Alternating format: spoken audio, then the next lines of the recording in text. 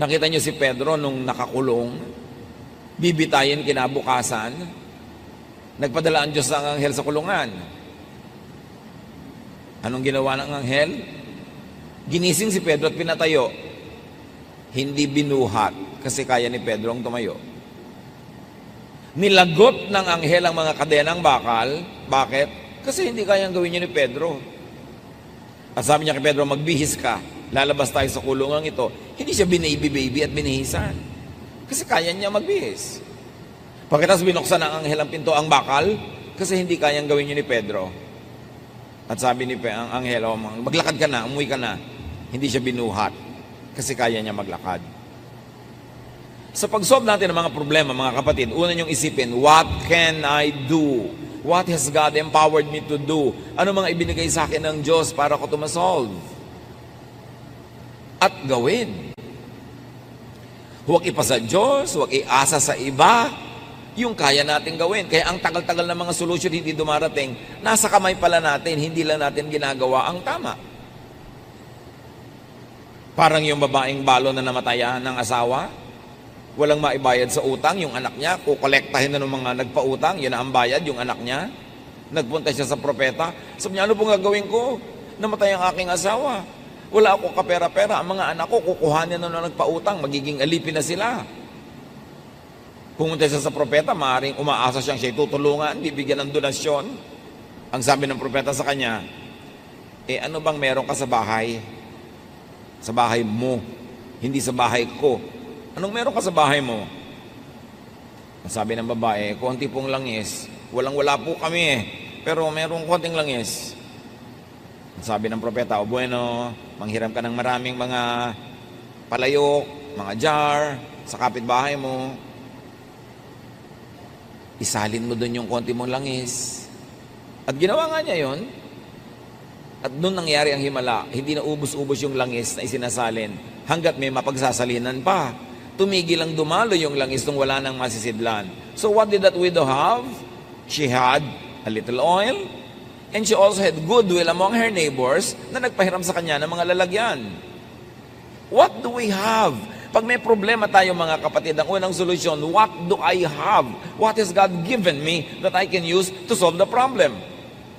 May utang ako, kailangan kong bayaran. Ang iisipin mo agad, uy, may savings ang aking ate. Uy, may savings ang kapatid ko, uutangin ko. Meron ka pa naman pwedeng ibenta. Meron ka pang katawan na pwede magtrabaho. Ang iisipin mo agad kung ano ang meron yung iba. Kaya hindi na solve ang problem. Higit sa napakarami natin mga problema, kaya nating lutasin. Nalulumbay ako, nalulungkot ako. Anong gusto mong gawin ko? Mag-sirko-sirko sa harapan mo para ka sumaya? Di pasayahin mo ang sarili mo. May kakayaan kang gawin yun. May sakit ka. Kaya mo namang kumilos. Kumilos ka, huwag mong iasa sa iba. Ang iasa mo lang yung talagang hindi mo na kaya. Meron kang gustong bilhin, wala kang pambili. Pagtrabahuhan mo, hindi aasa ka sa hingi, aasa ka sa awa. Kailangan solvein mo yan because binigyan tayo ng Diyos ng kakayanan. Ang lagi lang nating tendency, lumapit sa propeta, walang-wala po ako. At ang sagot sa kanya, ano bang meron ka sa bahay mo? Gamitin mo yun.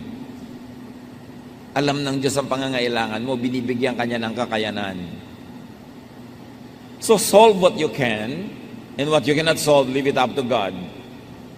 At tanggapin mong parehong, yung kaya mong solvein at hindi mo kayang lutasin, parehong alam yun ng Diyos.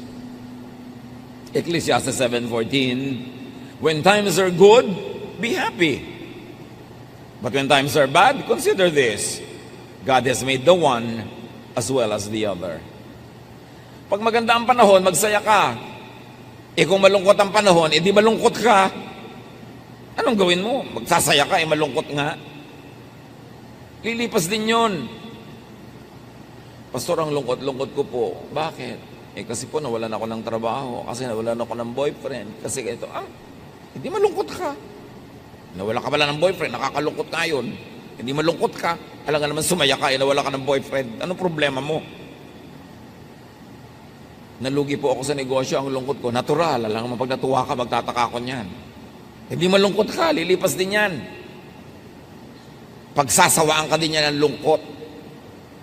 Wala namang lungkot na nananatili forever, lalo't itinataboy mo. Ngayon, kung inaalagaan mo, bine-baby-baby mo yung lungkot, magpapatugtog ka ng malungkot na tugtog, titingin ka sa mga litratong nakakalungkot, talagang lulungkot ka lalo. Kailangan, gumawa ka ng paraan para huwag ka malungkot. Pagka naiinip ka, lumabas ka ng bahay, mag-isip ka, may gawin ka, magtrabaho ka, mag-exercise ka, magpawis ka, huwag mong i-baby yung lungkot mo. Ngayon, meron talagang lungkot na nandyan, di malungkot ka, ganun talagang buhay, hindi problema yung nalulungkot, natural lang yun, kasi meron kang emosyon. Tanggapin sa loob ang anuman nangyayari. Sa labas, lutasin yung problema, pero sa loob ng puso, tanggapin mong ganun talaga, may problema ang buhay. Nalulungkot ako, ganun talaga, nakakalungkot ang buhay ko minsan, pero may gagawin ako sa labas para ako sumaya. Pero huwag yung tinatanggihan mo sa iyong kalooban, yung katotohanan. Tanggapin mo yung katotohanan. Do not be in denial. Nahihirapan ang loob ko. Di mahirapan ka. Kasi may gagawin ako para gumaan ito. Pero hindi ko lalabanan yung katotohanan na nalulungkot ako kasi yun ang katotohanan eh. Pero may gagawin ka, panlabas, para yung nasa loob, magbago. Huwag makipagtunggali sa sariling kalooban. Tanggapin ang dapat tanggapin. Nalugi ka sa negosyo, ang yaman mo dati, ngayon wala kang kapera-pera, tanggapin mo yun. Ganyan talaga, nangyayari sa buhay. Wala ako ngayon kapera-pera. Tatanggapin ko yung katotohanan na yun, hindi na ako makikipag-contest doon, hindi ako makikipagbabag sa katotohanan kasi nangyari na. Pero, sa panglabas, may gagawin ako. Mamumuhunan ako uli, magnenegosyo ako, maaaring manghiram ako ng puhunan, mamasukan ako, may gagawin ako. Pero sa kalooban ko, hindi ako makikipaglaban sa katotohanan. Ito ang katotohanan ko, tatanggapin ko to. Then buo ang iyong loob, nahaharapin ang iyong buhay para buuin ito uli. Do not problematize what cannot be solved. Huwag mo nang problemahin kung yung anak mo talaga napakahina sa arithmetic. Kahit ipagmudmuran mo siya sa lahat ng bato sa mundo, hindi pa rin siya tatalino sa arithmetic. May mga bagay na tinatanggap kasi hindi mo kayang palitan.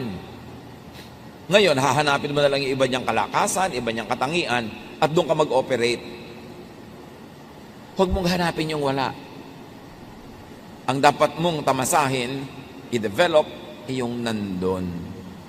Huwag mong hanapin sa asawa mo, sa nanay mo, sa kapatid mo, yung wala sa kanilang likas sa pagkatao. Ang hanapin mo, yung nandun talaga, ipagdiwang mo yon para ka mag- Wala na po yatang solusyon, itong ugali ng anak ko, itong ugali ng asawa ko. Wala palang solusyon, hindi problema. Tanggapin mo para tumahimik ang iyong kalooban. Ecclesiastes 1:15, what is crooked cannot be straightened. What is lacking cannot be counted. Ang talagang liko, hindi maitutuwid.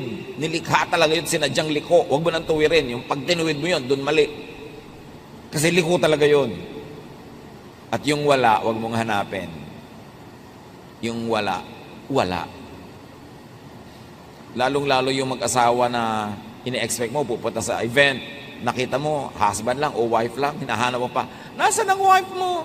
Nasaan ang husband mo? Gusto mo sabihin, nag-away kami kanina, hindi ko kasama ngayon. Gusto mo pang marinig yun. Huwag ka naghahanap ng wala. Lalo sa mag-asawa. Pag wala yung isa, alam mo na, either talagang may ginawa o nag-away sila. Gusto mo pang uriratin. Bakit wala?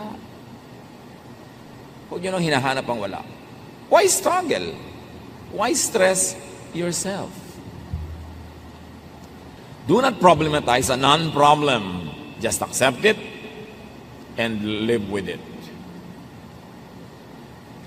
Kahit sa anatomy ng katawan ng tao, meron ka talaga hindi kayang baguhin eh. Tanggapin mo. Ipagdiwang mo. Ang lapad-lapad-lapad po ng noo ko. Paano naman natin pakikitirin ang noo mo? Magbabawas tayo ng bungo mo. Patungan mo ng plato.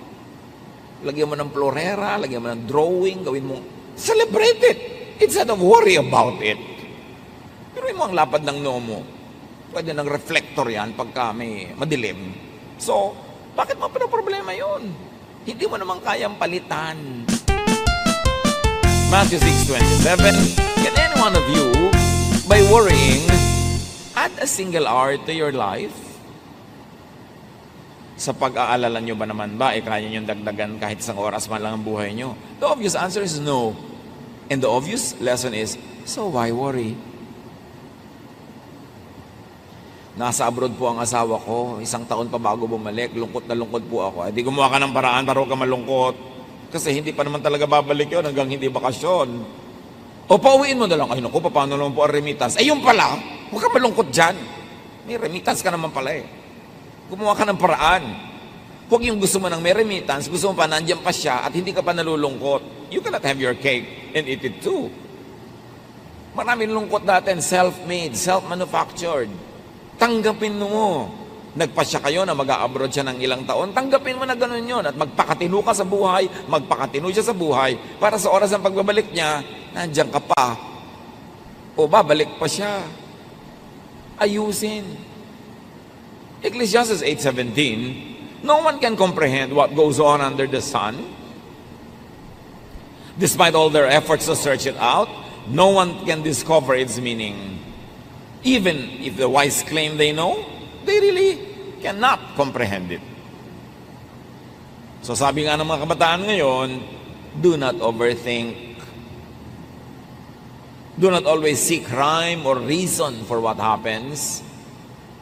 Hindi lahat may dahilan, hindi lahat may sense. Meron pang isa, naku, nagkasala po kami ng boyfriend ko. Namatay po yung tatay niya. Dahil po kaya nag-commit kami ng kasalanan ng boyfriend ko. Sabi ko, anong ibig mong sabihin? Ganun ang Diyos. Nagkasala kayong dalawa, pinatay yung tatay niya. Ano naman klaseng pagtingin mo sa Diyos? Di dapat kayo ang pinatay. Di ba? Bakit yung tatay niya? Ba't idinamay ng Diyos? Ano man ang klase mga pananaw yan sa buhay? Namatay siya dahil namatay siya. May ibang dahilan yun. Hindi dahil may kasalanan kayo. At sa lagay, nagkakasala yung kapitbahay, ikaw bigla ang namatay. Marami tayong baluktot na pananaw tungkol sa Diyos. Kasalanan ng mga maling mga pagtuturo at mga pag-aaral. At sabi sa Ecclesiastes 9:11, time and chance happens to all. Sabi, may mga panahon talaga walang rason nangyayari ang mga bagay-bagay, walang dahilan. Swerte-swerte, malas-malas. Yun talagang ibig sabihin ng Ecclesiastes 9:11, ha? Huwag kayong matakot sa word na swerte, malas. Ecclesiastes 9:11, yung ibang version sabi, some really have their portion of bad luck. Yung ginawa ang tama, ginawa lahat ang mabuti, pero hindi pa rin nagtagumpay, time and chance happens to all na yun. Huwag mong sobrang sisihin ang sarili mo, sisihin ang iba, sisihin ang lola mo, sisihin ang mga Kastila, mga Hapon.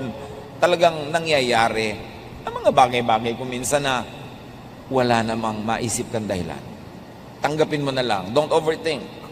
Then do what you can. 1 Samuel 10:7, do what must be done. May kailangan kang kausapin, kausapin mo. May kailangan kang pakiusapan, pakiusapan mo. May kailangan kang singilin, singilin mo. Do what you can.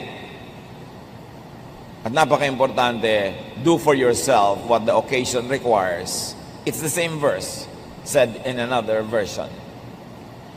2 Timothy 1:7, for the Spirit God gave us does not make us timid, but gives us power. Ang ibinibigay daw sa ating Espiritu ng Diyos ay yung hindi nagiging mahiyain ka, dungo, kimi. Ang Espiritu ang ibinibigay ng Diyos ay nagbibigay sa inyo ng kapangyarihan. Kapangyarihan magsalita, kumilos, gumawa, makipag-negotiate para masolve ang yung mga problema at magawa ang mga dapat gawin. Yung nahihiya ako, hindi yan galing sa Diyos. Yung mahiyain, kimi, hindi yan gift ng Diyos. Because it will limit you. Ang Espiritong ibinibigay ng Diyos ay nagpapalakas ang loob. Espiritong nagpapatapang. Hindi para gumawa ng mali, kundi para gumawa ng tama. Para itama ang dapat itama. And then for what you cannot do, seek and get help to solve the problem or to remove or nullify the problem. Merong dalawang tao, parehong may problema. Yung isang widow, babaeng balo, nakademanda siya at ipapatalo siya ng judge dahil yung judge nabibili.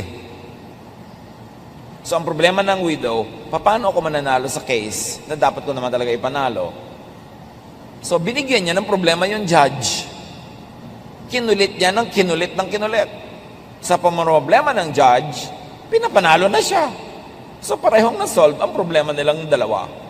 Pero meron kang dapat gawin. Kung kimi-kimi ka, widow-widow ka, matatalo ka sa kaso. Luke 18, 3-5. There was a widow in the town who kept coming to him with the plea. Kwento to ni Jesus. Grant me justice against my adversary. For some time, he refused.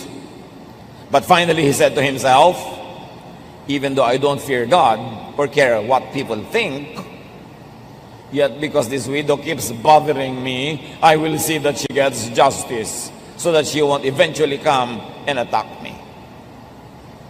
So pareho may problema. Yung nakademanda, problema niya, dapat siyang manalo. So binigyan niya ng problema yung judge, kinulit niya ng kinulit, hanggang para wag na lang siyang mainis. Pinapanalo na niya dahil dapat naman talaga manalo. Solve ang problem. So, may napapala yung mga nagsisikap talaga, may ginagawa. At kung talagang lagi may nanggugulo sa'yo, ibigay mo na yung gusto para ka matahimik.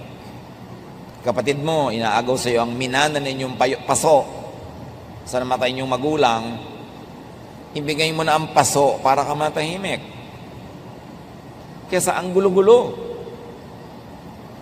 Alam niyo ba na pati ang katahimikan na ibinibili?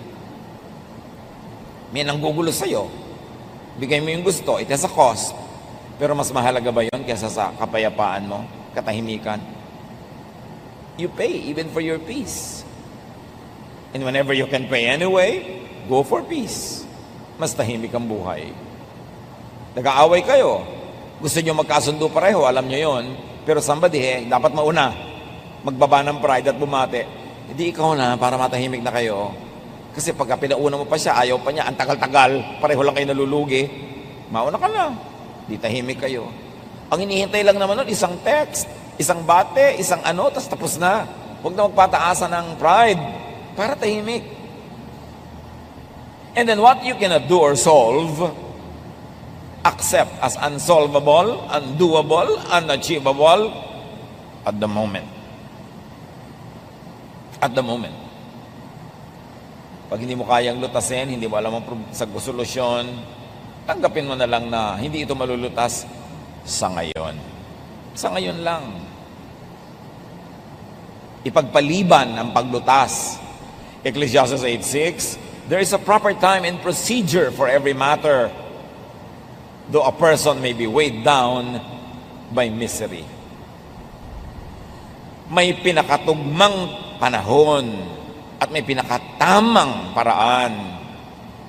Kahit pa nga ngarag na ngarag ka na ngayon sa pamamroblema, merong mga dapat tanggapin na hindi pa talaga ito masasolve sa ngayon.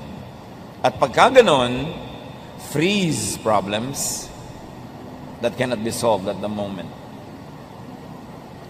Parang ulam na hindi mo pa pwedeng lutuin ngayon, lagay mo sa freezer.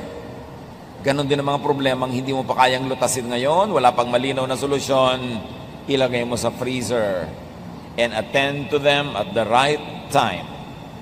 Kailan po ang right time? Malalaman mo, mararamdaman mo pag right time na pwedeng solven. Pero kung nararamdaman mo ngayon na wala pang solusyon, mas mainam na huwag mong galawin. Kasi hindi mo alam. Parang yung mga archaeologists, pag naguhukay sila sa lupa ng mga iba't ibang uri ng kayamanang pangkulturang artifacts, may mga pagka nahanginan nasisira, mayroong pagka na-expose na biglang nabubulok, ang tagal-tagal na hindi nabubulok nung nasa ilalim ng dagat o nasa ilalim ng lupa. So kumukuha lang sila ng konti, tapos iiwan nila yung maraming bagay, tatabunan nila uli. Bakit? Kasi hindi pa nila kayang solve it ngayon yung preservation issues, hindi pa nila kayang lutasin yung mga tanong tungkol sa mga bagay na yon, saka na. May mga ganon din. Kahit problema ng mag-asawa, pinipilit mo, ngayon na, sabihin mo na sa akin, may tama pa rin panahon. Pag premature, na pag-usapan agad, hindi kayo handa pareho, lalo lang nakakasira. Ecclesiastes 3:1 and 11, there is a time for everything and a season for every activity under the heavens. God has made everything beautiful in its time. May panahon ang lahat ng bagay. Huwag madaliin, huwag ding huli, dapat tamang panahon. Parang kawayan, ang mga kawayan, alam ng matatanda nung araw, dapat tinataga sa panahon. Hina-harvest sa bare months. September, October, November, December. Pag doon mo pinutol yung kawayan, hindi siya bubukbukin.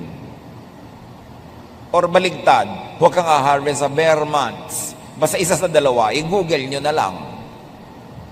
Pero ang mahalaga, may tamang panahon. Pati pagputol ng kawayan, may tamang panahon kung kailan mo papagalitan yung dapat pagalitan, sitahin yung dapat sitahin. May tamang panahon para ituwid ang isang maling bagay, may tamang panahon. Hindi lahat ng tamang gawin, kahit anong oras, ay tamang gawin yun. May panahon pa rin. Kaya mahalaga, pag mainit ang ulo mo, galit na galit ka, huwag ka muna kumibo. Dahil definitely, hindi yun tamang panahon. Bakit? Aandar yung init ng ulo mo. Ang uuwian ng usapan, away, hindi solusyon sa problema. Eh di ba kaya mo siya kakausapin para ma-solve? Pero kinausap mo, lalong lumala. Nagbatuhan na kayo ng refrigerator, ng kotse. Ba't pa kayo nag-usap? Buti pa, wag na lang, saka na. May tamang panahon. Pag mainit ang ulo mo, pag galit ka, pag gutom ka, hindi yun tamang panahon. Importante.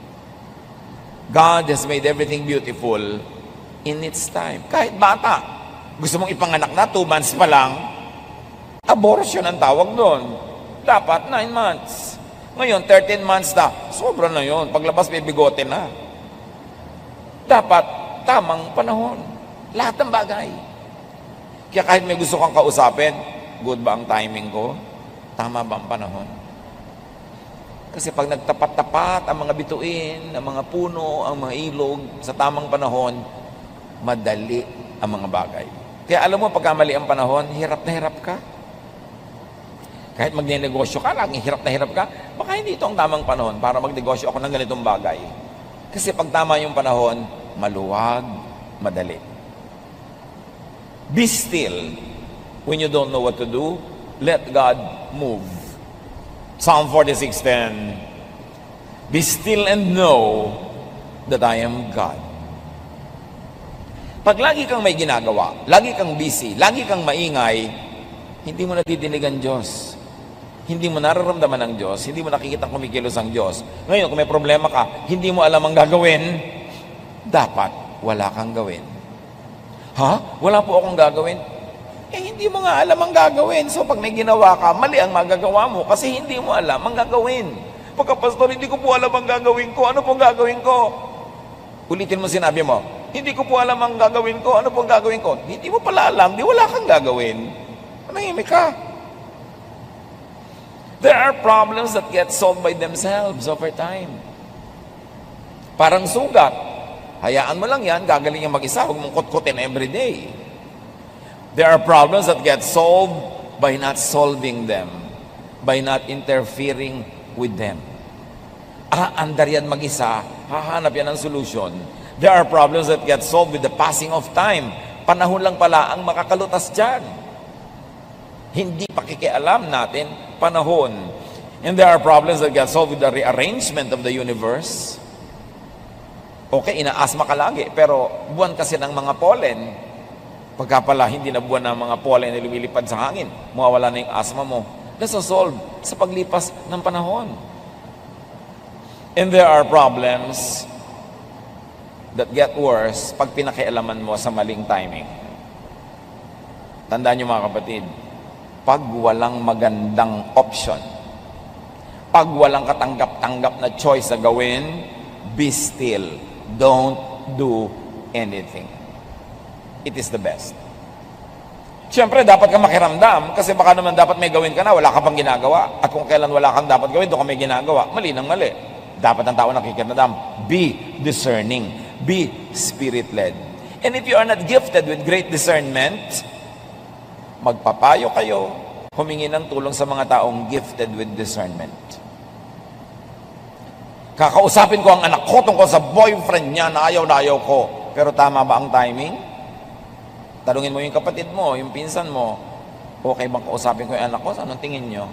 Get some opinion of people who are godly, whose decisions have been proven by time to be correct. And do not over-focus on the problem. Kahit may problema ka, dapat tuloy ang buhay. Uy, may kasalan ng pinsan natin. May problema ako eh. Masasolve mo ba by not attending? Hindi. Halika na, umattend na tayo. Tuloy ang buhay. Ilagay mo yung problema mo sa isang kahon. Balikan mo na lang mamaya. Pero dapat, tuloy ang buhay mo. Get and live a life in spite of the problem. Pag bawat problema, titigil kayong mabuhay, naubos na ang inyong deadline ng life on earth, wala pa nangyari sa inyo. Kasi everyday, titigil kayong mabuhay basta may problem. So tuloy ang buhay, yun lang part na may problem na yun, ang inyong ilagay sa isang sulok, sa isang lugar, hanggang balikan nyo. Make and enjoy breaks from problems. Lalo kung ang dami nyong problema, mga kapatid, umimbento kayo ng kasiyahan, umimbento kayo ng recess, umimbento kayo ng pahinga para makaipon uli ng lakas. And because of distance, we get illumination. Nagkakaroon ng kaliwanagan ng ating isip pag medyo lumalayo-layo tayo sa iritasyon, sa problema. At pagbalik natin doon sa problema na yon, mas malinaw ng ating isip. Ecclesiastes 5:3, a dream comes when there are many cares. Kaya pag lagi kami iniisip, problema, nagkakadabango-bangungot ka, marami ka napapaganipan na nakakapagpasakit ng ulo. So do not always rely and believe in dreams. Kasi pag ang tao lagi nag-iisip, talagang mananaginip. Hindi lahat ng panaginip ay galing sa Diyos. Kung minsan, isip ka lang kasi ng isip. Kaya tulog ka na, umaandar pa yung isip mo, doon sa lagi mong iniisip. Hindi naman common at pag natutulog ka nga, nawawalan ka ng control sa brain mo eh. Umaandar siya mag-isa. Kaya yung mga laging pinag-iisip mo, habang gising ka, aandar yun. Pag nananaginip ka, hindi lahat yun galing sa Diyos. Isang guni-guni. Bungang isip. Kaya kailangan ng tao, mas may problema tayo, mas gumawa tayo ng paraang sumaya. O sumaya-saya man lang kahit konti. Magkaroon ng pahinga sa pag-iisip. Ecclesiastes 7:8, go, eat your food with gladness and drink your wine with a joyful heart. For God has already approved what you do. Always be clothed in white and always anoint your head with oil. Ang sinasabi lang wear something comfortable. Wear something you feel good and you look good in. Relax. Be comfortable. Look good. Feel good. Yan ang armas mo sa pagharap sa maraming problema ng buhay. Lumikha ka ng saya kung hindi ka masaya. Para maputol yung tuloy-tuloy na lungkot. And remember to benefit and learn from problems. Everything that happens is a blessing to those who love God and are called according to His purpose. Because problems are great teachers. Yun nga daw mga batang lumaki na maraming pinoproblema. Huwag lang yung talagang sobrang problemang nakakasira na ng isip. Yung maraming nilutan sa problema nung maliit pa, yun ang matitibay paglaki. Yan ang mga mahuhusay ang pagkatao, marunong makiramdam sa kapwa, marunong makisama. Kasi maraming pinroblema. Proverbs 24:16, though the righteous fall 7 times, they rise again. So huwag problemahin na huwag magka-problema. Ang ating problemahin ay how to be righteous. Because when the righteous fall, though they fall 7 times, they will always rise again. Be enriched, seasoned, developed by problems, especially trials. Pag dumadating yung problema o trial, isipin mo, lalampas din ito. Anything that will not kill me will enrich me. So pagka hindi ka napatay ng problema, edi ikaw ang nabuhay, pinayaman ka at pinalakas ng problema na yon. So malilipas din ito. Mga kapatid, pag dumadaan kayo sa sobrang dilim, sobrang bigat, sobrang hirap, sabihin nyo ito, this too will pass. Lilipas din ito. Hindi ito forever. James 1:2-4, my friends, be glad even if you have a lot of trouble. You know that when you learn to endure by having your faith tested, but you must learn to endure everything so that you will be completely mature and not lacking in anything. Sabi, ikatuwa nyo, pag may dumarating na mga hirap at suliranin at pagsubok. Kasi pag napagtagumpayan nyo na yan, you will end up better, richer, wiser person. Anticipate nyo na malalampasan nyo yan. At pagkalampas nyo, better na kayo dapat. Problems can make you better or bitter. Pwedeng maging mapait ang pananaw nyo sa buhay o pwedeng napaganda ang inyong pagkatao. The same heat that melts the wax hardens the clay.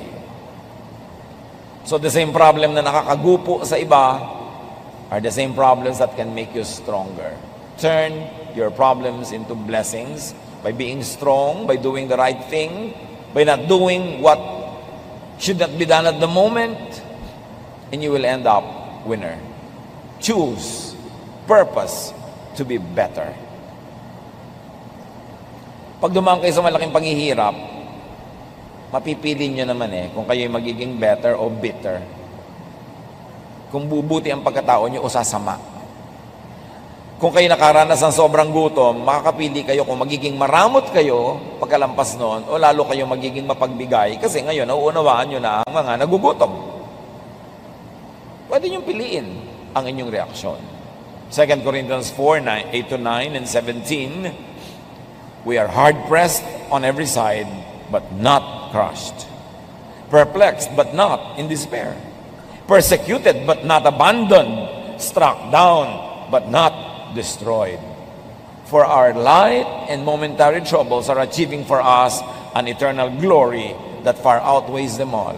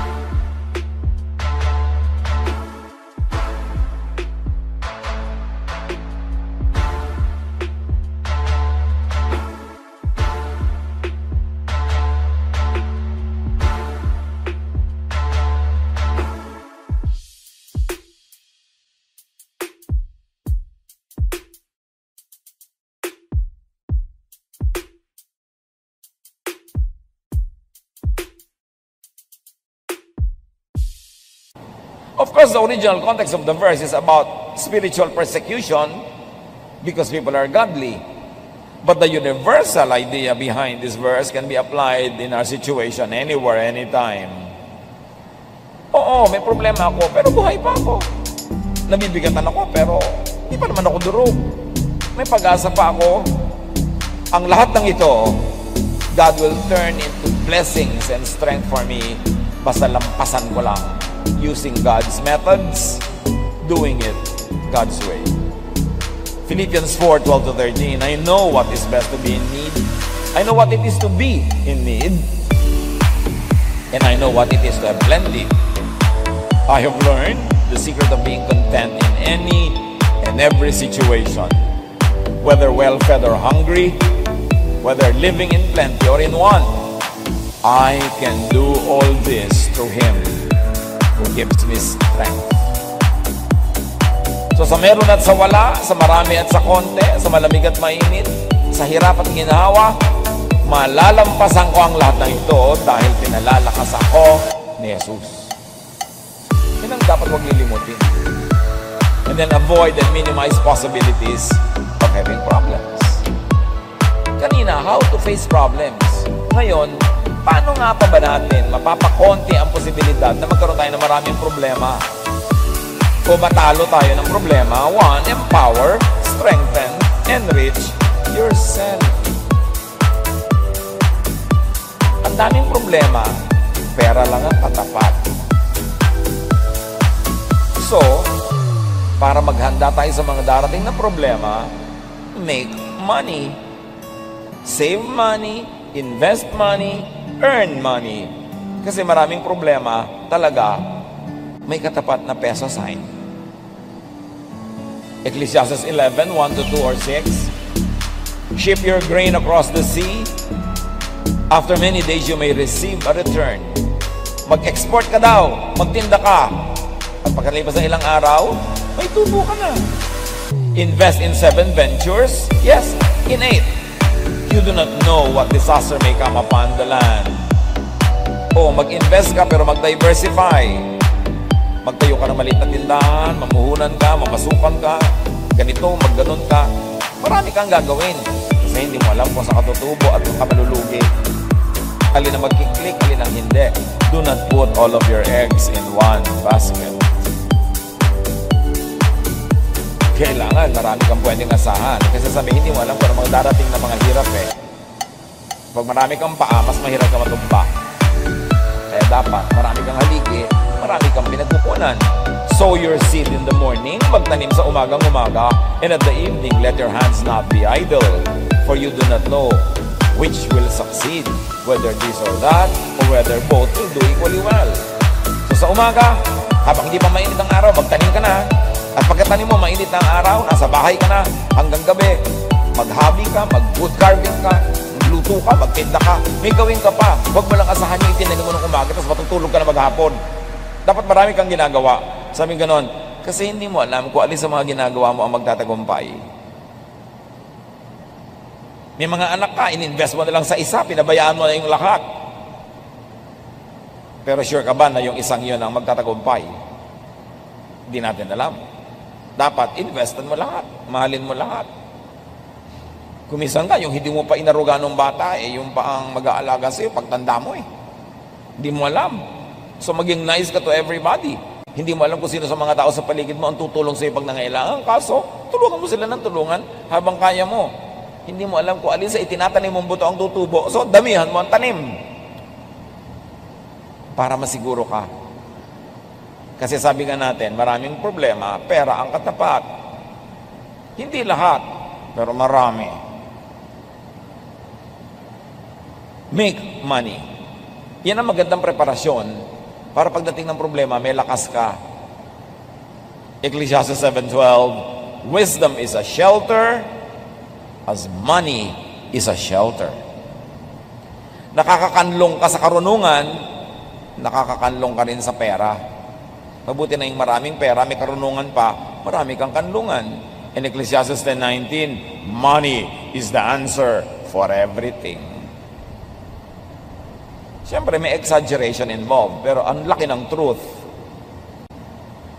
Pera lang ang katapat niyan. Marami ka ng problema, di ba? At lagi nating sinasabi mga kapatid, kung ang problema ay may price tag, solvable. Ang mahirap na problema yung walang price tag. Kaya dapat ma-eliminate na yung may price tag, ma-solve mo na, may paghahanda ka dyan. And very importantly, how do you prepare for troubles in life? Make friends. Make allies. Dapat marami kang kaibigan, marami kang kakampi, para pagdating ng problema, may tumutulong sa'yo. Walang paghahanda sa problema, sa kasakitan, sa kinabukasan, yung mga taong nakikipag-away sa kapitbahay, nakikipag-away sa sariling mga kapatid, nakikipag-away sa mga katrabaho, kaaway ang lahat. Dahil darating ang problema, wala kang karamay. Nakakatiyak ka ba na lagi kang malakas? Na lagi mong kayang gawin ang mga dapat mong gawin? There are times in our lives when we live only out of charity. na nabubuhay lang tayo at nadudugtungan ang buhay natin dahil sa awa ng iba.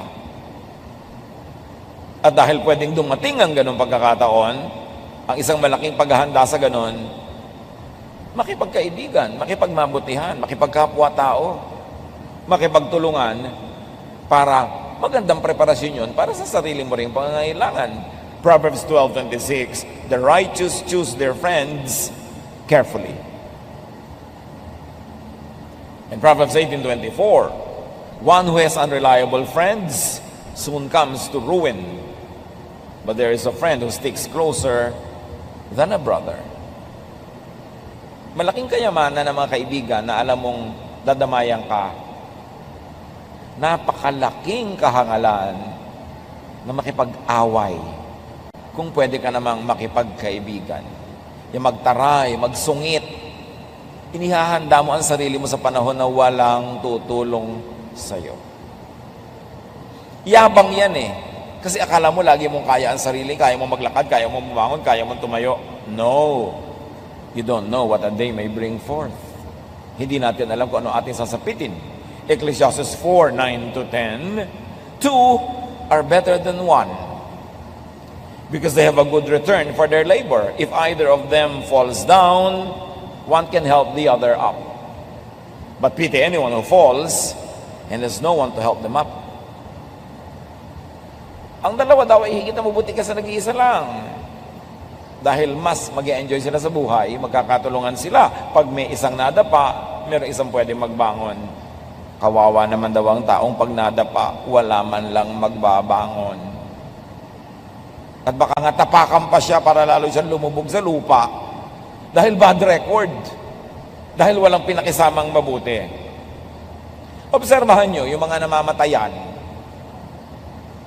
Alam na alam niya yung maraming kinaibigan, maraming naging relasyon, nakipagbabutihan, ang daming nakikiramay.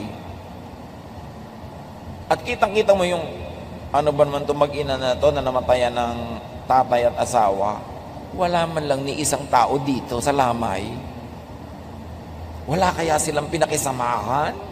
Hindi ba sila nakipagkaibigan kahit sino man? Liban na lang bagong lipat sila sa isang lugar na wala talaga silang kaibigan at kamag-anak. Pero doon mo makikita. Kaya alam nyo yung may church, tas active ka sa church, tumutulong ka sa church, active ka sumasali sa mga activities. Pag nakasakit kami, dumadalaw. Pag namatayan kami, nakikipaglamay. May mga nag-aambag, may mga tumutulong. Napakalaking social investment. Huwag na natin sabihin spiritual investment.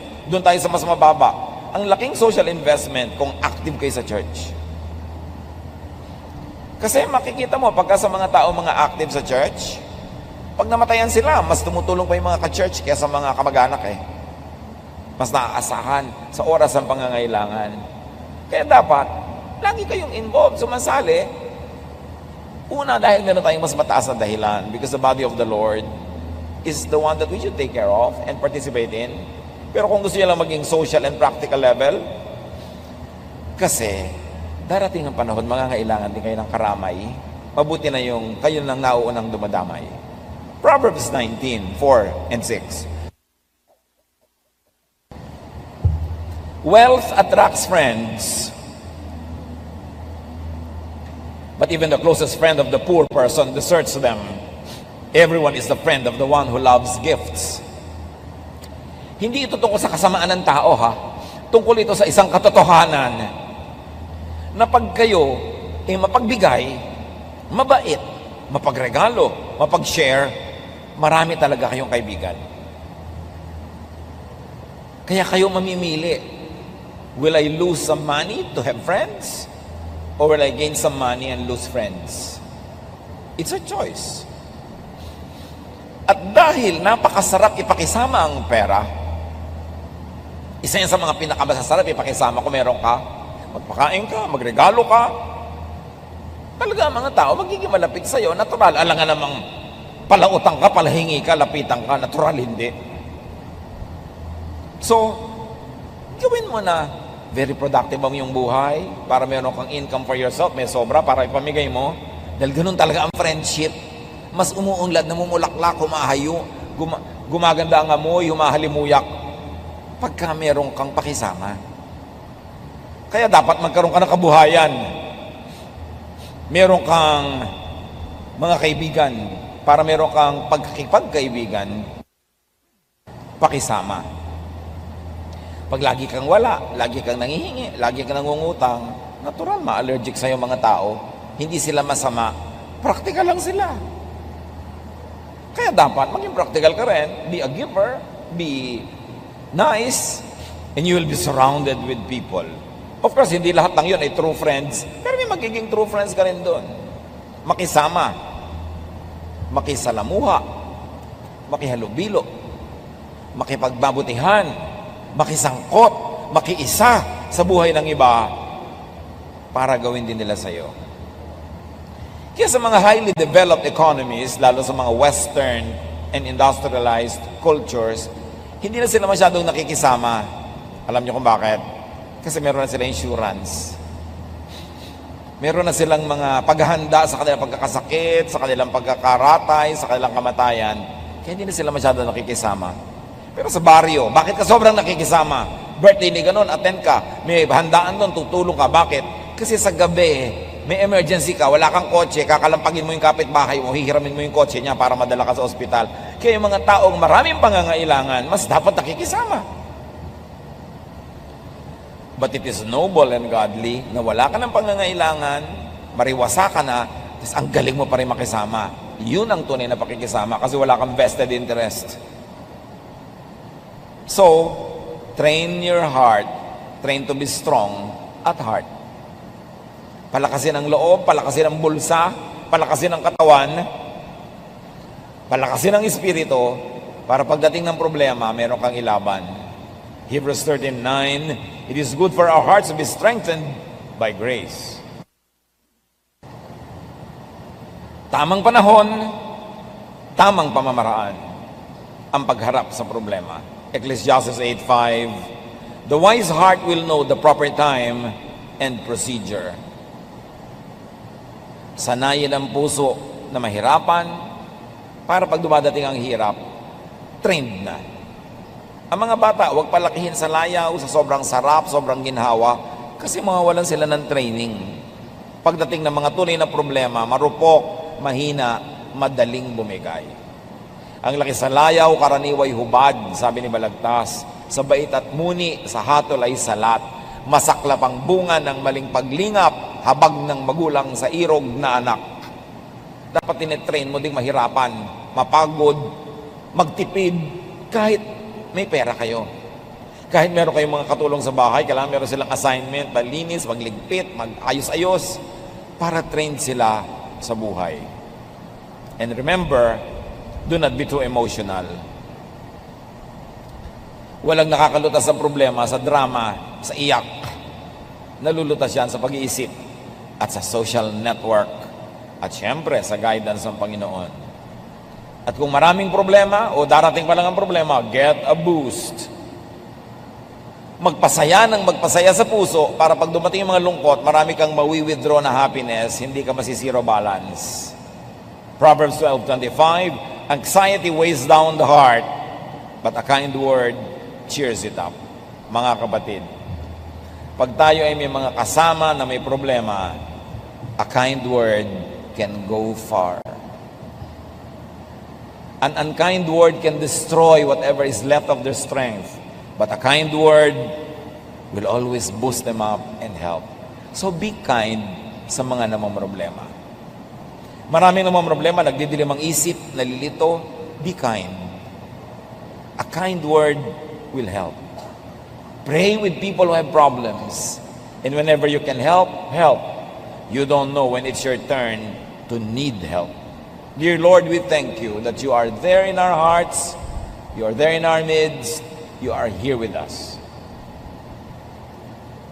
Paglinawin niyo pong aming isip. At sa sandaling ito, dalangin namin, Panginoon, mga kapatid na namamroblema, bigyan niyo po ng linaw ng isip, lakas ng loob, at mga makakatuwang makakatulong. Right now, Father, we pray for everyone present, for everyone present, for everyone present.